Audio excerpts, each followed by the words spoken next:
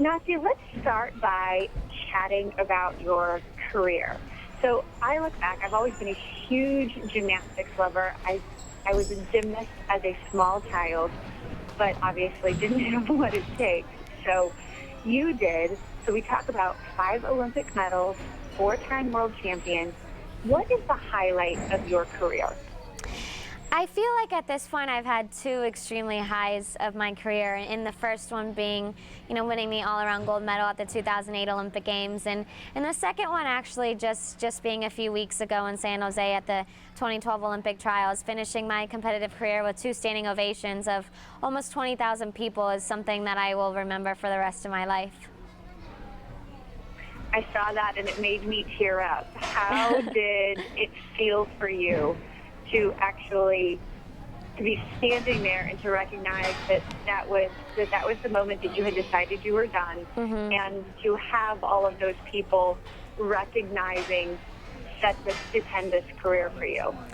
Well, first of all, thank you. And I think for me it was just that moment of, that's why I got so emotional. It wasn't because I was upset I didn't make a second Olympic team. It was just seeing so many people on their feet, and I was really trying to look around the whole entire arena and find one person sitting down, but I didn't manage to do that. And I think knowing, falling off the bars, and at that point knowing that, I probably, I had no chance of making a second Olympic team at that point, but it was something that my parents have always taught me, is no matter what you're doing, you always have to pick yourself back up and finish what you started. So that's what I wanted to do, was finish my bar routine and go to beam and finish a good beam routine, and getting standing ovations for both of those was something that was so heartwarming to me, because I knew in 2008 people were cheering and clapping for me because of my performances, but in San Jose that wasn't the case, and I got a sense that they were on their feet and cheering for other reasons. So that's why I got really emotional at that moment.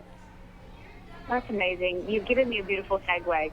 Your parents have given you a tremendous foundation. For parents who are currently sitting in the stands watching their tiny gymnasts, what do you say to them to help them encourage their children as your parents encouraged you? My parents have always been very encouraging, but at the same time, they've always made it very clear that it's my decision, and that passion has to come from within. And I think it's so important for parents to realize that if the kid doesn't have a passion, and if the parents are going to want it more than the kid, then it's just not going to turn out successful. And so I'm very fortunate that my parents always guided me in the right direction, but at the same time they always made it clear that I'm doing gymnastics because I want to do it and because I have a passion for it. This is also a good segue. Why partner with Fisher-Price? I have the Dora Fantastic Gymnastics, the Fantastic Gymnastics Dora, sitting here in my office. My daughter is 8 years old now, did gymnastics for a while, was enraptured by Dora at one point. And just, when the Dora arrived at my house, and both of my kids who are now 6 and 8, and it's just so neat to even see them, to see how taken they were by it now, even at their age. But Fisher-Price seems like it would be a good fit for you. I really think Fisher-Price is the perfect fit for me, and now being able to kind of transition my competitive career but still have such a passion for gymnastics, and being able to team up with them to help launch the Fantastic Gymnastics Dora doll. It's 2 of my biggest passions, which are gymnastics and hopefully inspiring kids all across the country with this. And so it's been a huge honor for me to be able to team up with Fisher-Price, and it's something that I truly believe in, so it just seemed like such a natural fit for me. Why is it important for you to head to London to cheer on the team as they compete in the Olympics this year?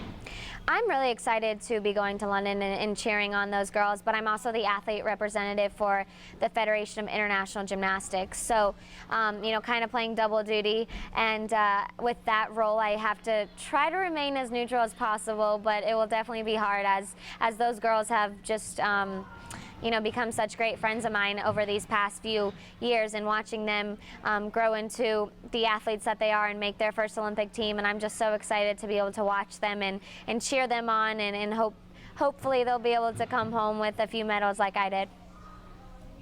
Now, knowing that you have to walk that line, is it possible for you to even make predictions? It's hard to make predictions, but I think going into London, I think these girls are the ones to beat. And you know, they walked away from the 2011 World Championships in Tokyo just less than a year ago on top and winning that team gold medal, and then Jordan Weber winning the all-around gold medal, and then just a few weeks ago, you know, Gabby Douglas won the Olympic trials. So I think they are definitely the ones to beat and the ones to watch out for sure. And I think it'll all come down to, you know, team finals and all-around finals. Whoever's able to stay on the bars and the beam and stay most consistent and confident will come out on top. I know that it requires an intense amount of passion and an intense amount of concentration when you are there. What do you say to those girls before they take the floor, before they take the beam, before they head to the bars, that might inspire them to focus?